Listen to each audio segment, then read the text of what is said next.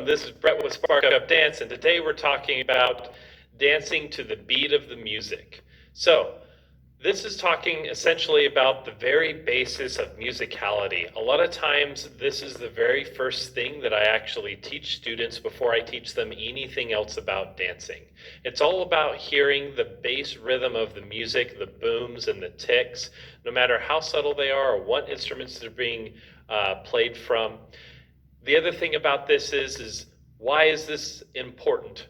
This is all important because of the fact that you allow yourself to be able to stay on time and rhythm with the music, which aesthetically looks appealing, allows you to be able to do other more advanced forms of musicality down the road, helps you stay in sync with your partner or anybody you may be dancing next to or with, and also makes it more fun in the long run because you'll be doing things with the music that will synergize with literally what you're physically doing. I also want you to know that hearing the beat is something that is a skill and it can be worked on and improved on. It is not something that people just either can do or can't. Whether you grew up doing things like jump rope or basketball, which taught you rhythm, or whether you didn't have that opportunity, it's not about being born with the ability to be able to step on time with the music or do musical things. It's about learning the skill from the start. So if you feel like you don't have any rhythm or you have two left feet, don't worry. You can still dance on time.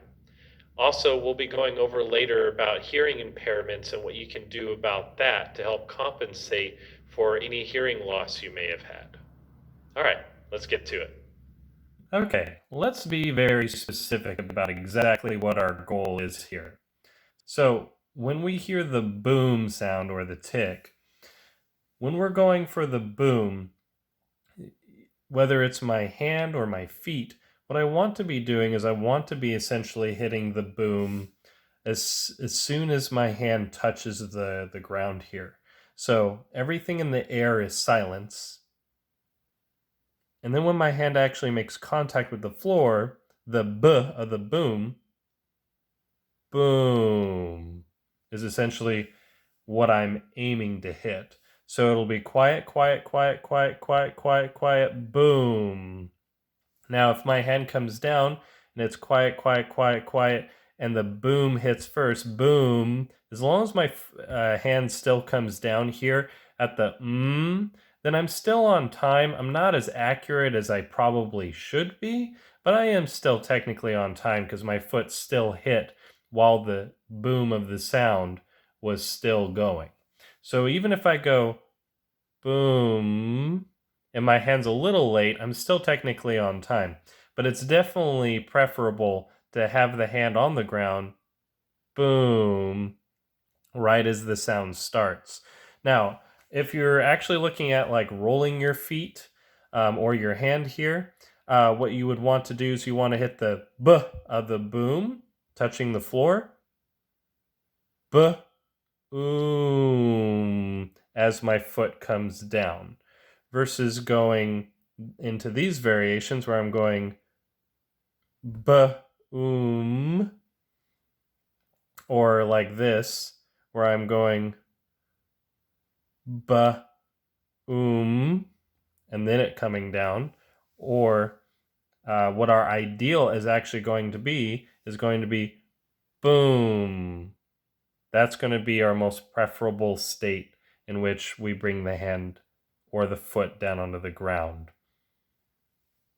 Now, the only exception to one of these variations is the variation where I hit boom and my hand comes down really quick. So if I go boom, if I'm doing something like rumba or cha-cha, I'm actually trying to get my foot as flat as possible, but in also order to stay on time, I'm going to essentially get this down on the boom. That's when that variation in particular is okay. The variation where I'm hitting the boom and then my heel comes down, that's always going to be considered not necessarily off time, but inaccurate. So of course what we want to avoid in order to make sure that we're doing this correctly. What I want to avoid at all possible is having my foot or my hand in the air whenever the boom sound is happening. So if I'm going boom, then I'm late. Or if my hand's up here and I go boom, and then my hand lands after the sound, then I'm also late. So you want to avoid that as much as possible. So let's do this for a second with our hand on the ground. So let's assume that I've hit my first boom already, and my foot or my hand comes into the air. Boom. Boom. Boom. Boom. That's what we want. I'm going to show you now what we don't want. Boom. Boom. Boom. Boom. Boom. Boom. Boom. Boom. So you'll notice there that my hand was, generally speaking, usually in the air, or was just barely too late where it was technically on time, but it was so delayed that it kind of gives you a feeling, or at least it gives me a feeling when I look at it, of anxiousness of you're not going to make it, you're not going to make it.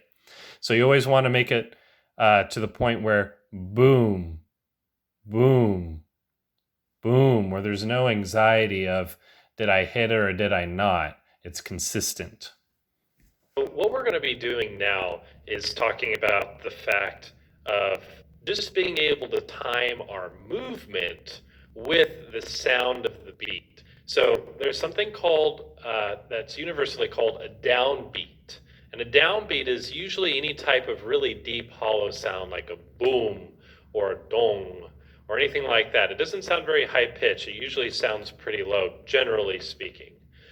So what we're going to do here, our whole goal is we're going to take our hand up here in the air next to where our leg is here, or you could use a table, doesn't matter.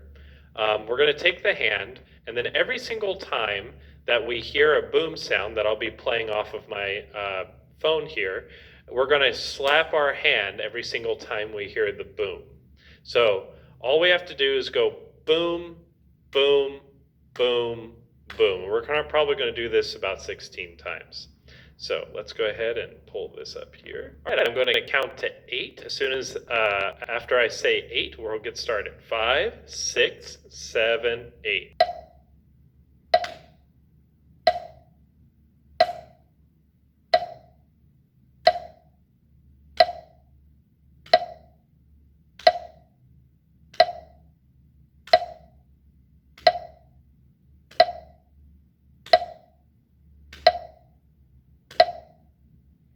So what you may notice here is that there's a little bit of prediction involved. After you hear the beat the first couple of times, the boom, boom, boom, boom, you'll notice that you can kind of start to predict when it's going to happen. And if it doesn't feel like you can predict it yet, that's okay. I recommend replaying this part of the video over and over and just doing it with me and visually watching me as you're doing the hand slap, because you'll be able to feel if your hand's hitting it on time.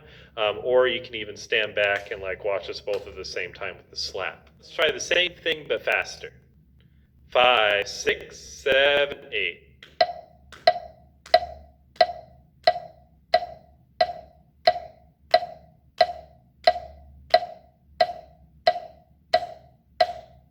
Good. Now here's a couple of things that a lot of people don't tend to mention or talk about, I feel. First off, you'll notice that my hand is in the air. The whole thing that we're trying to do here is that when I'm standing up, I want to be able to step every single time there's a beat. But there's something that my foot has to do before I actually step. My foot has to come into the air before it can come down. So that means I have to be able to predict the music just a little bit here. I have to be ready to go, boom, boom, boom. And sometimes I'll say or and to help emphasize to my brain that I need to prepare. So what we've been doing is having the hand in the air, which would be the same as if my foot was in the air and I was tapping. So what I want to create now is that I want to essentially put my hand down on the lap. I'll go ahead and hear the first beat, and then I'm going to go ahead and move from there, but I'm going to go boom, boom, boom. And my hand will lift in the air before the sound even happens. So we have a little bit of prediction here. Let's give that a shot. 5, 6, 7, 8.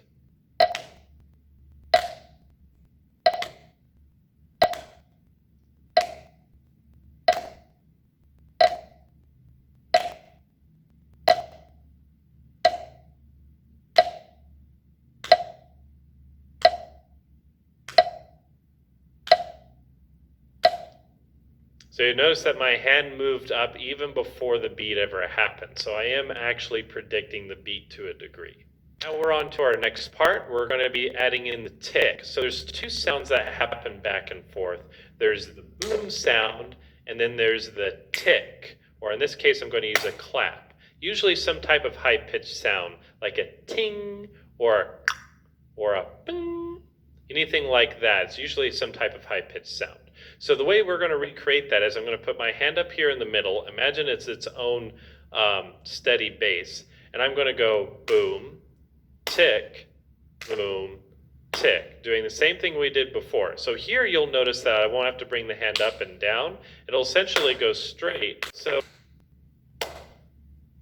where I'm wanting to go next, at least with my hands. Okay, so essentially what you can do here is that you'll bring your hand up, slap the hand, bring it back, and slap down. Okay, this space in between is really important, just like we talked about before. I don't want to just try doing this immediately here right now, because of the fact that when I go to do this with my feet, I'll need that air time to be able to step on every beat. So I'm going to go boom, tick, boom, tick. And notice in the silence that my hand is moving versus going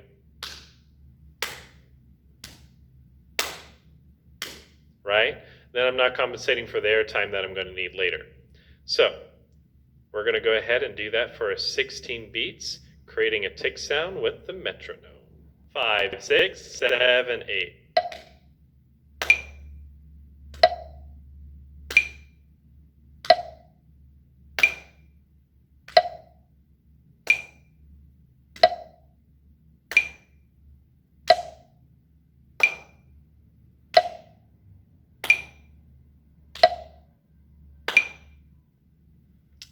All right, good job, guys. So, or ladies, or they. Just cut that. All right, good job. All right, let's do it with the clapping, but this time faster. 5, 6, 7, 8.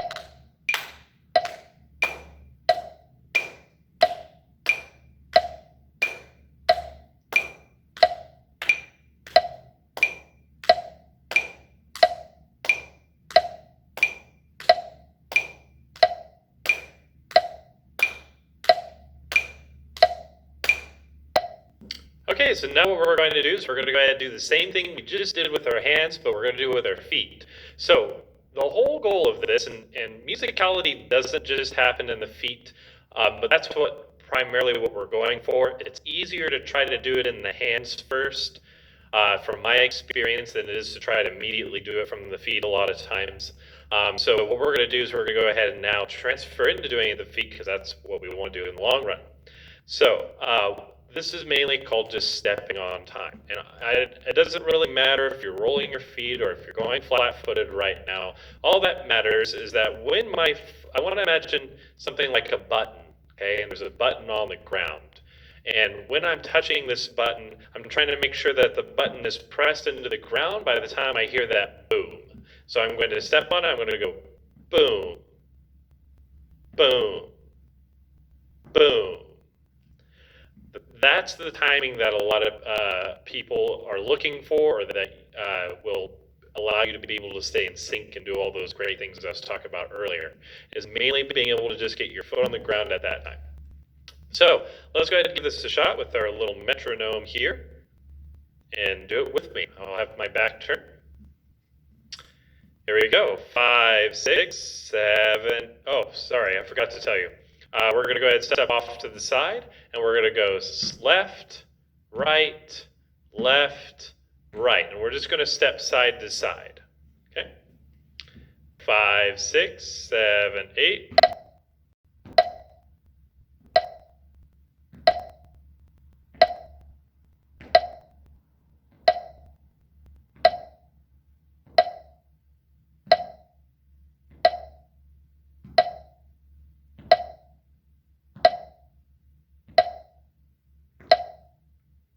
Good.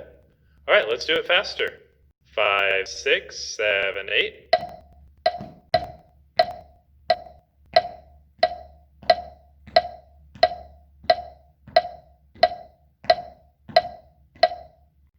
Nice.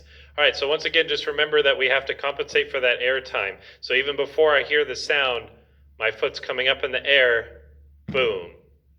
Foot's coming in the air, boom. All right, so now let's do the same thing that we did with the clapping, but the only difference now is going to be the fact that I'll be stepping on both the boom and the tick. So nothing actually changes in the feet like we did with the hands. That was just to help you hear that there was a difference. But when I go to do this, I'm essentially going to be stepping on both the boom and the tick. The boom is considered the downbeat. The tick is considered the upbeat. So I'm going to go boom, tick, almost as if both of them were booms. 5, 6, 7, 8.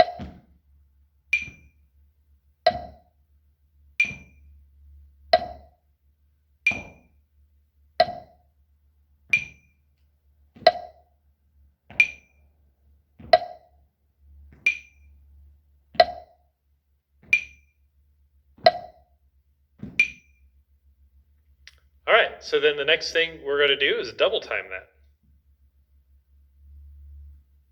5, 6, 7, 8.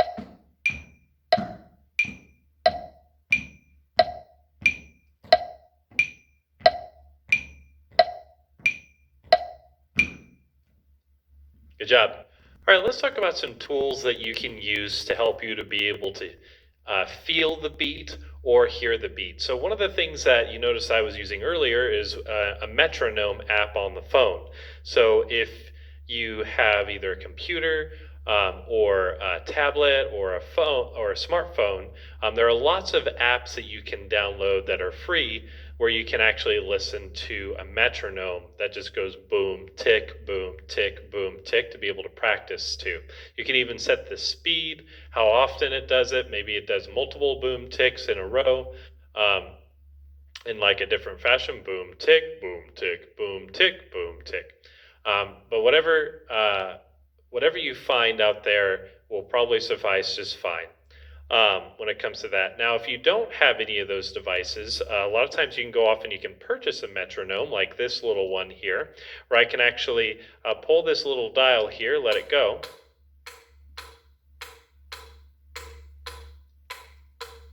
And it'll essentially be my net metronome for me. And if I raise this little thing, it'll go slower.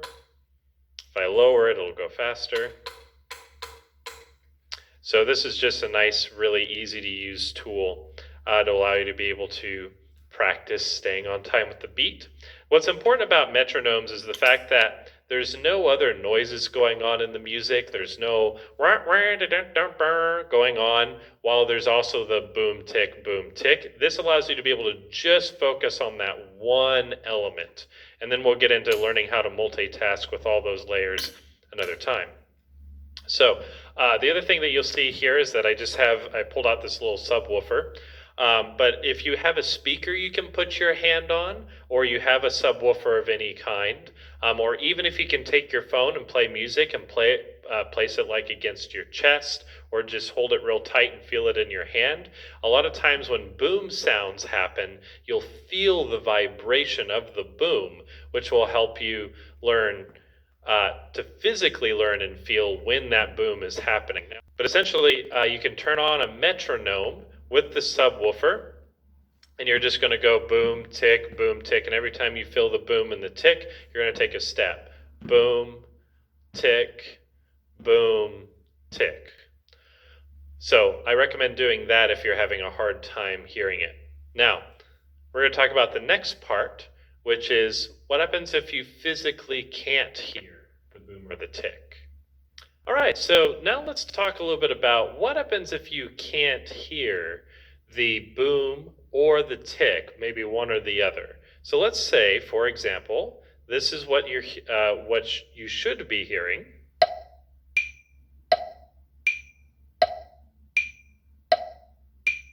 But what all you can hear due to, let's say, an injury, or maybe something's happened to your ears at some point in your life to where you can't hear, let's say, high-pitched sounds. This is an easy example. And all you hear is this.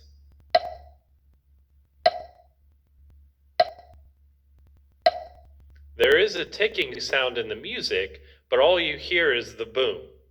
Okay? Now this can go vice versa too. Sometimes all you can hear is the tick, so it might sound like this to some people. And all you're hearing is just one of them.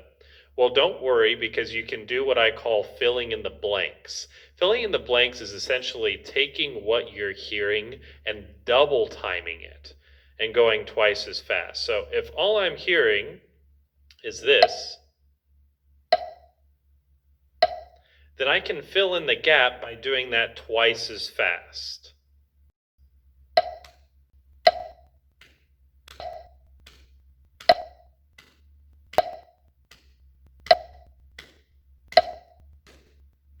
And you're filling in the blank. So instead of only hitting the boom, you do it twice as fast.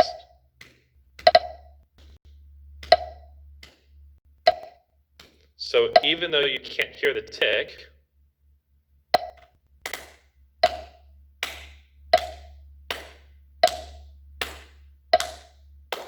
or if I'm stepping,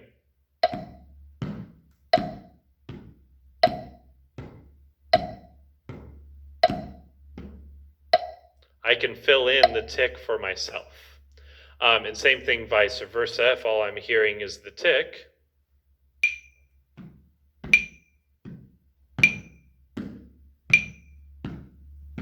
and if it helps, if doing that first is hard, just do it with like 1 foot,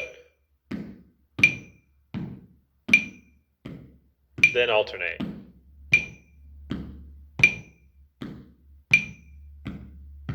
And that's how you can fill in the blank if you can really only hear a higher or lower pitch sound, depending on the instruments that is being played. Okay, so a lot of times when you hear instructors calling out beats, they'll use different things like numbers, or you'll also hear them count in what's called a rhythm count. So essentially what's happening here is a couple of things.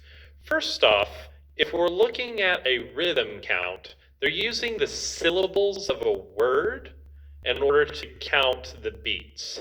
So maybe they're going quick, quick. So, all right. Let me give an example. Quick, quick, quick, quick, quick, quick, quick, quick. There's only one syllable in quick. So they're using the syllable just to count verbally to what you're hearing. They could also say a longer word.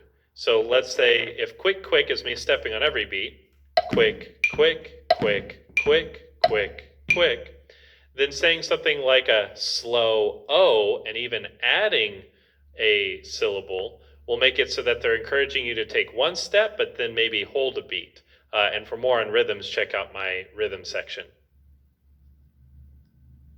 So that would look like this. Slow O, slow O, slow O, slow O, slow O, or slow, slow, slow. So when they're using a rhythm count like that, a lot of times they'll use the verbiage or syllables in the words in order to be able to count the music. The other thing that you'll see in classes and stuff a lot is numbers. And commonly, there's a lot of different things you can count in dance, first off, okay? We're specifically going to talk about counting the beats of the music in this particular case, but I want you to understand that sometimes what they're doing is they're counting how many beats is in a pattern. So maybe I have a pattern that's steps, steps, then rock steps, right? So it would go 1, 2, 3, 4, 5, 6 with the different rhythms. That would be me just counting the pattern. But when we're counting music, we usually count in eighths, which is why whenever you're taking a dance lesson, a lot of times you'll hear them go 5, 6, 7, 8s. That's based off of a skill called phrasing. Want to learn more about that? Check out our phrasing section. But in the meantime, what we need to understand is how do we count the beats and where do they go? So whenever I say an odd number, 1, 3, 5, or 7, I'm always counting the booms of the music. So I'm going 1, 3, 5, 7. And whenever I'm counting the even counts, that's when I'm counting the ticks of the music or the upbeat. 2, 4, 6, 8. So now when I combine them together, I'm counting the odd numbers on the booms or the downbeat, and I'm counting the even numbers on the ticks or the upbeat. 1, 2, 3, 4, 5, 6, 7, 8. If I'm doing double rhythm and I'm stepping on every beat, 1, 2, 3, 4, 5, 6, 7, 8. Or single rhythm, 1, 2, 3, 4, 5, 6, 7, 8, where I'm only stepping on the booms. So when we're counting, that's what we're counting exactly. All the odd numbers are the booms, and all the even numbers are the ticks. All right, so what I want to talk about now is what's called your internal metronome. So this is a really great practice and a really great technique to be able to fill in the blanks of the music. And this is what I mean by this. Let's say the music is going boom, tick, boom, tick, boom, tick, boom, tick.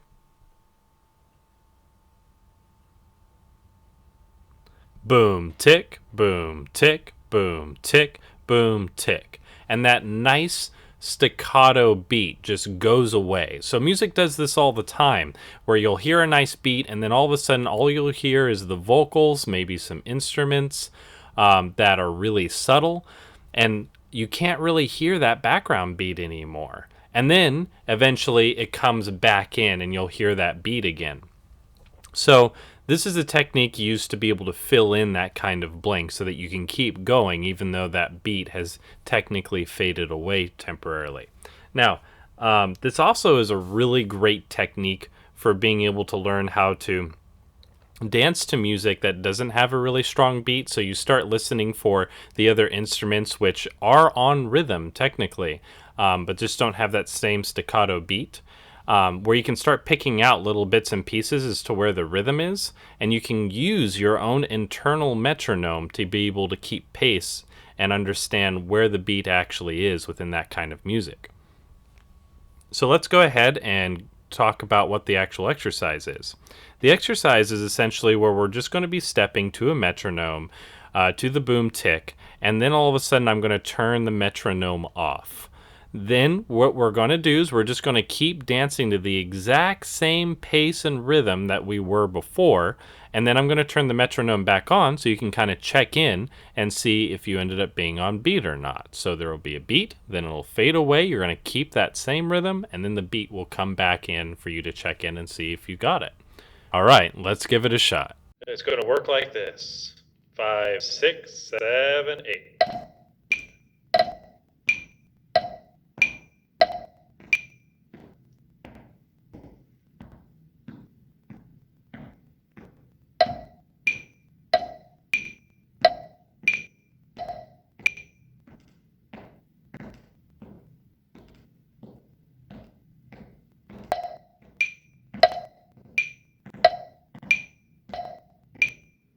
So one thing that I want you to be hyper aware of as you're learning all of this is that a metronome is going to allow you to be able to work on the base of being able to do this skill.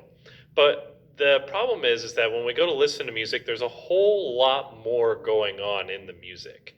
We have all kinds of different instruments that are being played. So all of these different instruments are being played to make all these different kinds of sounds, especially at the same time, it can get really difficult to be able to actually hear the one little boom tick action you're trying to find, especially in music that is being that the boom and tick is being created with such things like the guitar or a very low bass, or the tick sounds are being done with like a swoosh, things that sound very, very light in comparison to something that sounds very defined, right? We call that strict tempo, by the way. When it's defined, it's called strict tempo.